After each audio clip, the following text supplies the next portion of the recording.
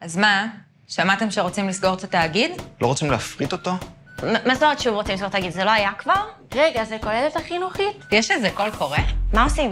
יש מה לעשות? כן, יש מה לעשות. מצטרפים לאיגוד התסריטאים. מה?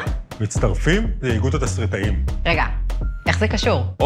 אני ממש שמח ששאלתם. אנחנו אלה שנאבקים על היצירה הישראלית. אנחנו נלחמים על הסדרות שלכם, על הסרטים שלכם. לאף אחד לא אכפת מזה, לאף אחד. רק לנו ולאיגודים האחרים. זוכרים שכבר ניסו לסגור את התאגיד לפני שנתיים?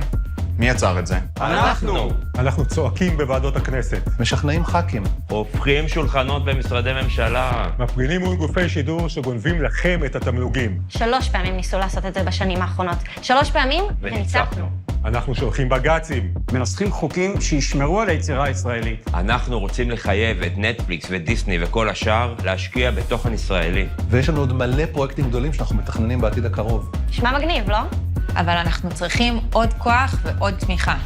אנחנו צריכים אתכם. אתם מבואסים מהמצב? מודאגים מהעתיד? תצטרפו לאיגוד התסריטאים. דמי החבר זה הכסף הכי טוב שאתם יכולים להשקיע בעתיד המקצועי שלכם. אל תורידו ראש, אל תיכנעו לייאוש. בואו, תצטרפו למאבק שלנו על הפרנסה שלכם ועל הסיפור הישראלי. בסוף זה בידיים שלנו. הצטרפו לאיגוד, עכשיו. יאללה, באמא שלכם, בואו לאיגוד.